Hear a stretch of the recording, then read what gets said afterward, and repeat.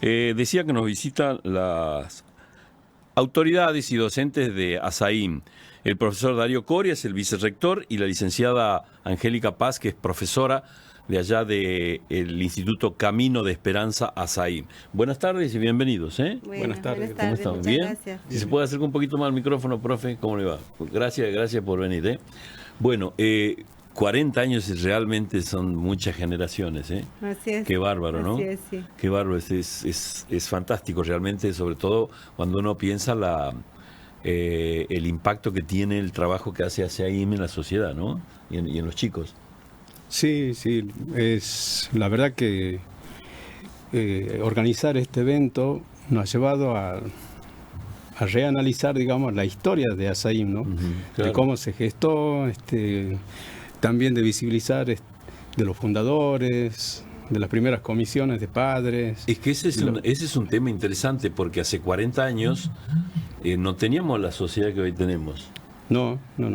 Y no sé si nos ubicamos en esa época, a lo mejor era más que nada pensar más en esconder a los chicos que llevarlos a una institución que se instruya, ¿no? ¿O no? Sí, nuestra institución ha pasado por varios paradigmas, digamos, ¿no? Que en el primer momento, justamente, este grupo de padres que tenían hijos con síndrome de Down han tratado de buscar una respuesta para la atención de sus niños, ¿no? De los niños pequeños. Sí. Y bueno, y después había una época que era totalmente asistencialista. Justamente era para contener a las familias que tenían hijos con discapacidad. O sea que arranca con un grupo de padres buscando una forma de educar a sus hijos, contenerlos a sus hijos. Claro. Sí, nosotros, 40 años, si hablamos así, es de educación temprana, de estimulación temprana, en aquella época, ¿no? Acá en Santiago del Estero no había estimuladores tempranos y venía una licenciada de Tucumán 2 veces a la semana para atender a los hijos de la primera comisión de padres. Ajá. O sea, niños con síndrome de Down. Claro. O sea que para nosotros es algo lindo, ¿no? 40 años. ¿Y cuándo comienzan a tener la envergadura de instituto? Es decir, con algo estructurado, con un organigrama, con trabajo, ya con una población importante de chicos. El 21 de junio de 1985. Ese día ya se da la resolución como asociación, digamos, ¿no? Sí. Dentro de la comunidad de Santiago del Estero.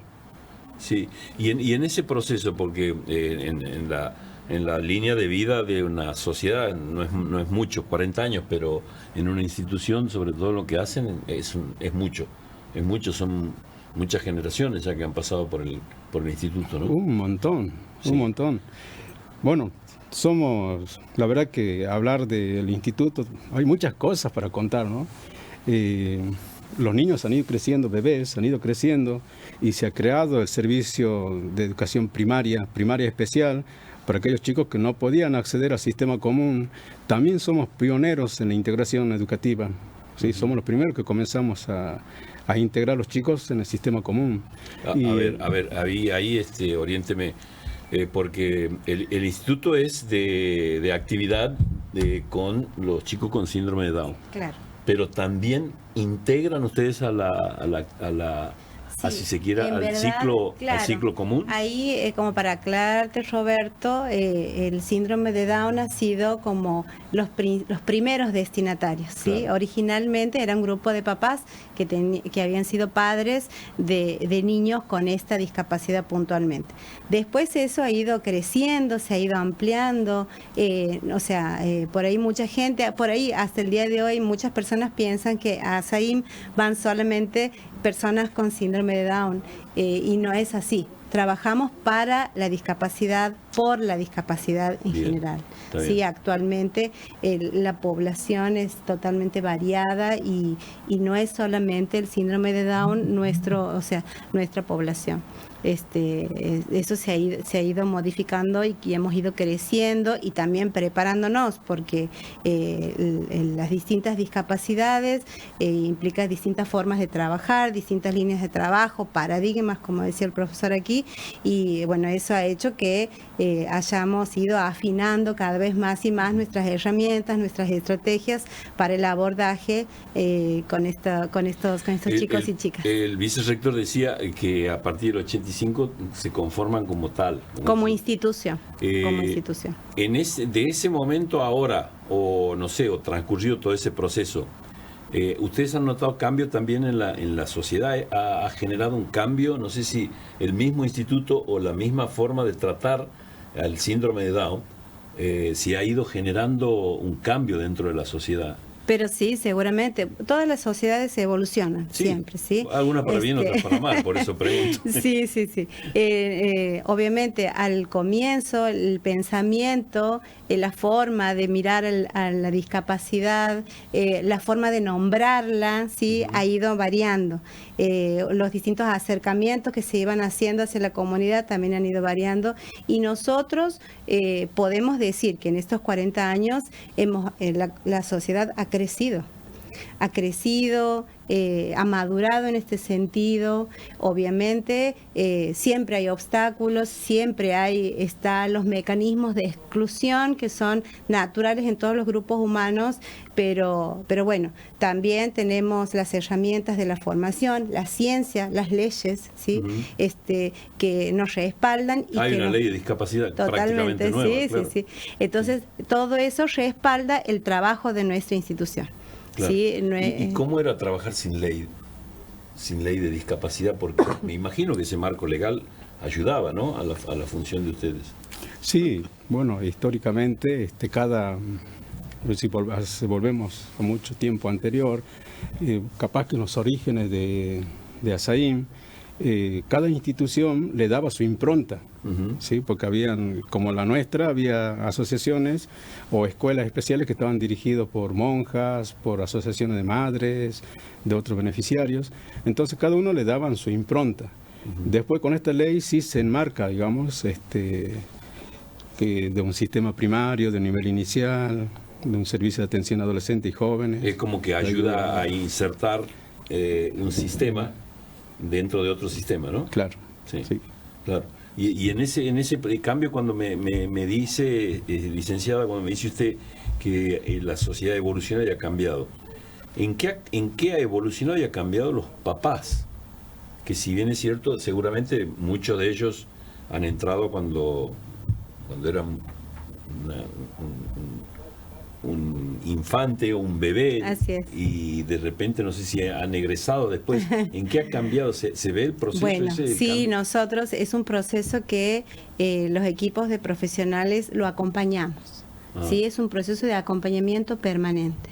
No es lo mismo un papá que llega con un bebé recién nacido, con un diagnóstico precoz o un diagnóstico ya definitivo, un papá que llega con toda una serie de emociones, con toda una serie de miedos, incertidumbres, y ese crecimiento de ellos como padres es acompañado por los equipos de la institución. Y eso es algo, y ver ese crecimiento, Roberto, claro, es algo realmente bueno que a nosotros nos da mucho orgullo, porque hoy por hoy tenemos adultos. Comentame algún caso que nos grafique esto. Nosotros, por ejemplo, tenemos hoy la dicha de compartir, de tener alumnos que han egresado y muchos alumnos que todavía asisten. Claro. Sí, porque la oferta educativa de ASAIN actualmente no tiene límite de edad. ¿Sí? Tenemos servicios que van desde el nacimiento hasta la vida adulta, las distintas etapas y momentos vitales de un sujeto. ASAIN tiene un servicio. No tiene un segmento de edad. No. Ofrecemos nuestros servicios hasta la vida adulta. Sí, actualmente tenemos hasta una población de personas mayores de 40 años. Personas que encuentran en el servicio de adultos, de formación permanente de adultos, un espacio para trabajar, para socializar, para tener una vida más digna, para compartir en un contexto laboral u ocupacional y llevar adelante una vida plena de derechos, como decimos nosotros, plena de derechos y con calidad. ¿sí? En ese contexto, cuidado. Como por ejemplo que haya transitado el instituto y que hoy esté trabajando, esté en una actividad productiva, digamos. Si bueno, tenemos a un exalumno ya, porque él se ha egresado y trabaja en relación de dependencia en una empresa del medio. ¿Sí? Ha podido transitar todos, desde chiquitito hasta adulto, ha podido transitar y actualmente, bueno, trabaja en planta permanente en una empresa. Obviamente, este proceso de inserción laboral productiva en una sociedad en relación de dependencia en una empresa, imagínense, es un logro para nosotros maravilloso, pero no es algo que se dé mágicamente, ¿sí? Hay años y años de trabajo con el destinatario, con el sujeto, de trabajo con su familia, con la empresa. Y otro eslabón, que la empresa permita también exactamente, intente incorporar, ¿no? Les dé la posibilidad de incorporar, porque hay cientos de funciones en algunas empresas que lo pueden hacer tranquilamente, profe, ¿no? Sí. Bueno, como decía la profesora acá, nosotros tenemos 6 servicios, ¿sí? El servicio de nivel inicial, que abarca desde los primeros días de vida hasta los 5 años. Después tenemos el nivel primario especial, que son los chicos de 6 años hasta 12. Después tenemos el servicio de SAEC, que es de apoyo a la inclusión educativa, ¿sí? Que ahí tenemos una gran población, desde niños de nivel inicial, que están integrados en escuelas comunes, en jardines comunes, el primario, que está en escuelas comunes, el secundario, que está en escuelas comunes. Y después tenemos un servicio educativo terapéutico, son chicos con alumnos con multidiscapacidad, que no pueden acceder a otro sistema, pero están contenidos en la escuela. Sí. Y hay un primario especial, que también son alumnos entre 6 a 12 años, que no pueden acceder al sistema común, están contenidos en la escuela. Entiendo la evolución cuando hablábamos, que es algo muy interesante para analizarlo. ¿Se refieren ustedes a la sociedad en conjunto o a este segmento de la sociedad que tiene un síndrome de Down en la casa? ¿Qué es lo que ha evolucionado? ¿El pensamiento de los que conviven con un síndrome de Down o la sociedad en general? Las dos partes, todas las partes. ¿Sí? Científicamente se han modificado los paradigmas, la forma de mirar la discapacidad, eso por un lado. ¿Sí? A nivel institucional, eso es a lo que nosotros nos orienta para el trabajo. Las familias van creciendo, ¿sí? En ese movimiento van creciendo y han ido cambiando a lo largo de la vida su forma de ver, y esto que vos decías antes, hace 40 años atrás, tener un hijo con discapacidad tenía muchos significados sociales, y a lo mejor eso hacía que decidan tenerlo solamente en su casa, ¿sí? Aparte, no existía un sistema al cual se lo podía incorporar. Exactamente. Es la realidad también, ¿no? Claro, sí existía el sistema de la educación especial, las llamadas escuelas diferenciales, como se llamaban en ese entonces, pero este grupo de padres puntualmente, la inquietud ¿cuál era? Bueno, hagamos algo. Vamos a... sobre esta condición, claro. Claro, hagamos algo, bien, generemos algo, propongamos algo para nuestra comunidad. Bien. ¿Sí? Eran personas muy pujantes, muy trabajadoras. La primera comisión, imagínate. Visionario hace 40 años, pensar así, la verdad que sí. Sí, y bueno, o sea...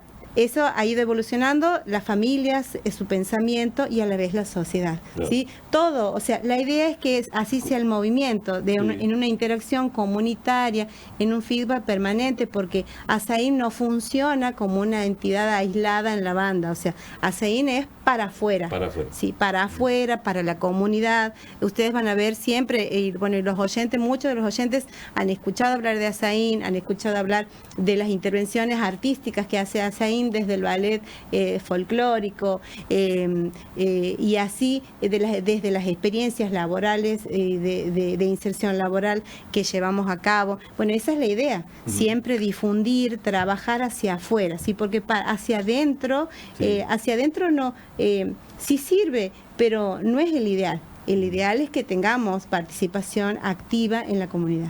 Bien. ¿Trabaja ASAIN específicamente con el primer impacto, con el primer diagnóstico?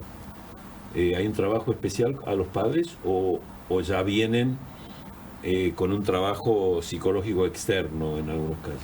No, sí se trabaja. Ahí el profe le puede decir desde el Servicio de Educación Temprana cómo es ese trabajo. Sí, hace rato había nombrado 4 servicios, pero nos faltaban 2, que es uno del servicio del FIACA, que le decimos nosotros, que es el Servicio de Formación Integral de Adolescentes y Jóvenes, y el último, el nuevo que tenemos nosotros, el servicio es el Servicio de Formación Permanente de Adultos, es la que delinea la inserción laboral de nuestros alumnos, ¿sí? Y también contar con orgullo que cada servicio tiene su equipo técnico, ¿no? Que está conformado por psicólogos, fonoaudiólogos, psicopedagoga, la kinesióloga, la médica, la trabajadora social. Nosotros recibimos niños, bebés, que nos derivan de distintas partes, como ser del CEPSI, o de algún consultorio particular. Pero en esa derivación, cuando viene el bebé, ¿viene con papá y mamá? O en algunos, no sé si...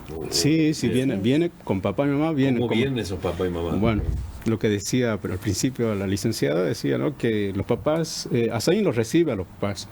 Y a veces la primera noticia no es la adecuada que se lo da a los papás, ¿sí? Hay algunos que no lo dicen, qué es lo que tiene, o suponen, una suposición.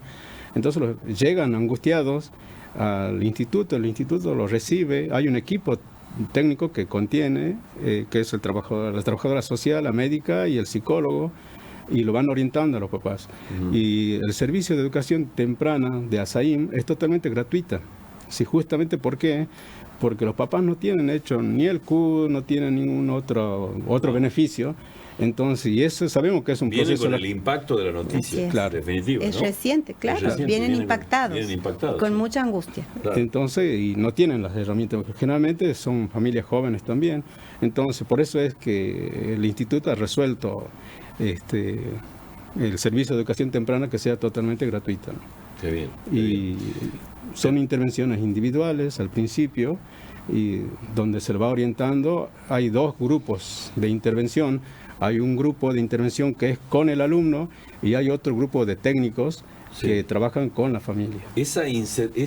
Porque en definitiva el objetivo a lo mejor es insertarlo, insertar al que tiene síndrome de Down en todo un proceso, obviamente, de educación y todo lo demás, dentro de un sector de la sociedad o en la sociedad. Ahora, ustedes, vamos a suponer una empresa, tiene un lugar para alguien, para ofrecerles, por ejemplo. ¿Ustedes toman participación de eso o es un trabajo que lo hacen los padres? No.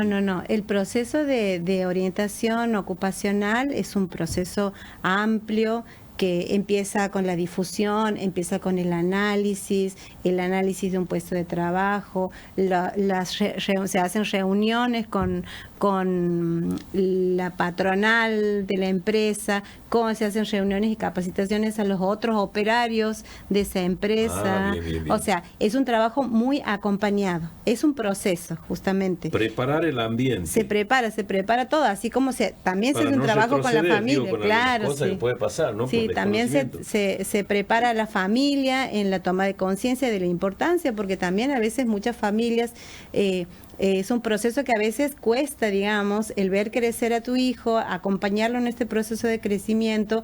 A veces hay resistencia a la salida, a la autonomía, a la salida exogámica de la persona. Entonces, también se acompaña esa parte. ¿Y ellos les dan signos de que están listos para...? O sea, ¿Totalmente? Sí, por supuesto. Se manifiesta. ¿No? Quiero trabajar. Hay algunos chicos que trabajar.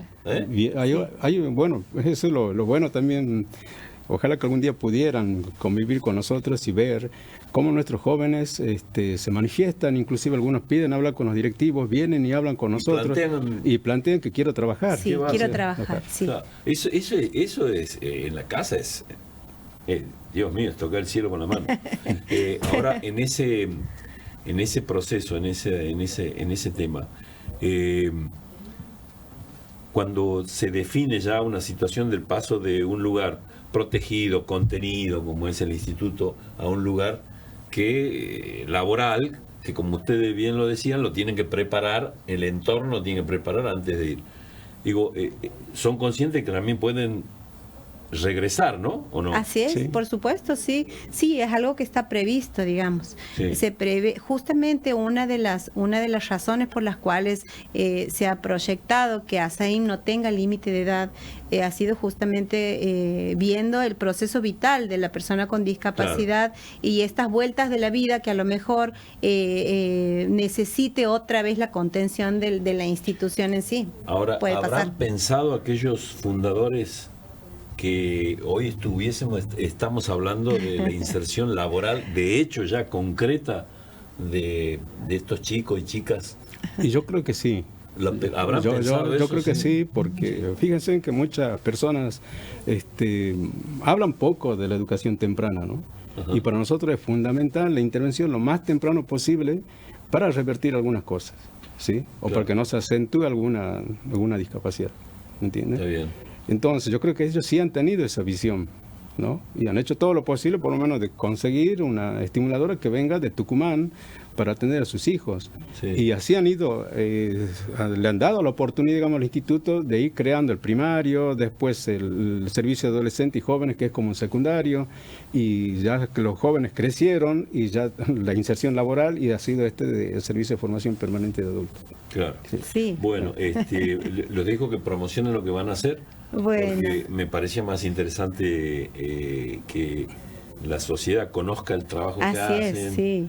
el impacto que tiene, el proceso, que no es magia esto tampoco, Así tiene un es. proceso largo. Así es, también a nosotros nos interesa mucho que se visibilice el trabajo de ASAIM, siempre pedimos eso, digamos, que que este trabajo no es que se da de la noche a la mañana y que por ahí lo que se publicita o lo que se ve en las redes sociales es producto de meses y años de trabajo.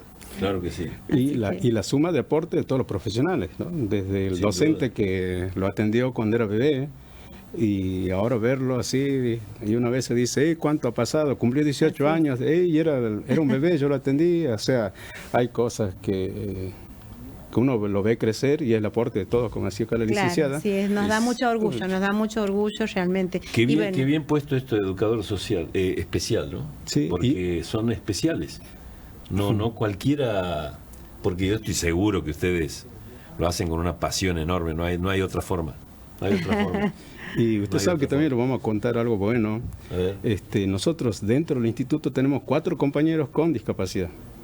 ¿Sí? en planta trabajan permanente. En planta permanente. Con un cargo, o sea. En igual trabajadores. condiciones con nosotros. ¿Transitaron al instituto? También, Así sí, es, sí. son exalumnos nuestros. Qué bendición, qué lindo, qué lindo. Sí, y la verdad que lo cumplen su rol como cualquier otro colega, así que eso también contarlo, ¿no? Que poco hablamos de eso, Sí, así que sí, es un gran logro ese. Claro. Bueno, el trabajo que hacen ustedes a veces hace repensar de qué lado está la discapacidad. sí, ¿no? sí. Usted Por sabe ahí, que a lo mejor la discapacidad de ser, como decía hace un rato, de no ser permeable a las necesidades de los demás, a lo mejor es la discapacidad más profunda y más dura que le pueda tocar a una sociedad. Así que sí, y otra cosa también, capaz que muchas cosas que no se ven, lo que se hace en el instituto, en ese transitar interno, ¿no?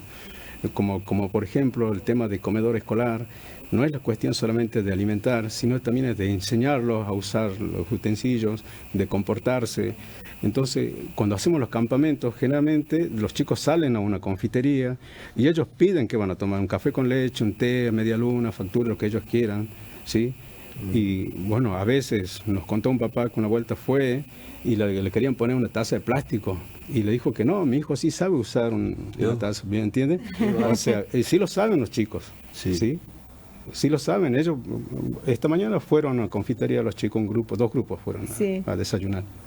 qué bárbaro. Bueno, les agradezco la presencia. Sí. Promocionen lo de... Sí, comentamos para todos tus oyentes, Roberto. Ajá. Nosotros tenemos un evento muy de gran envergadura para nosotros. Hemos puesto mucho esfuerzo institucional de los docentes, de todo el cuerpo y de los estudiantes.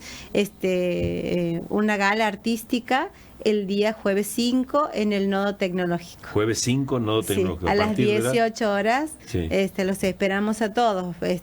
Vamos a tener grandes actores en escena, artistas, bailarines. Y el que quiera colaborar ya saben. Sí, Pueden sí, ir. por supuesto. Y bueno, ir también a disfrutar. Las personas que van realmente disfrutan mucho de los shows.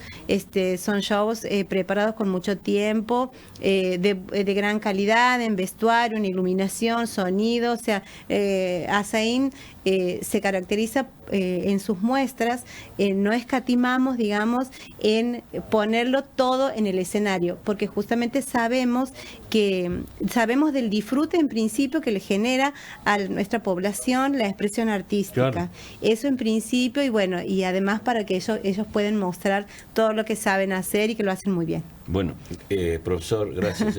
No, agradecido a ustedes por siempre abrir nuestros espacios para Por poder favor. contar lo que hacemos nosotros en el instituto. Agradecido en nombre de la comisión directiva, del equipo directivo, del cuerpo docente que trabaja full time. Gracias, licenciado. también, Bueno, muchas gracias, Roberto. Gracias. A vos. El profesor Darío Coria, vicerrector del Instituto Camino de Esperanza Azaim, y la licenciada Angélica Paz, psicóloga, docente precisamente, trabajadora de ese instituto, estuvieron conversando con nosotros.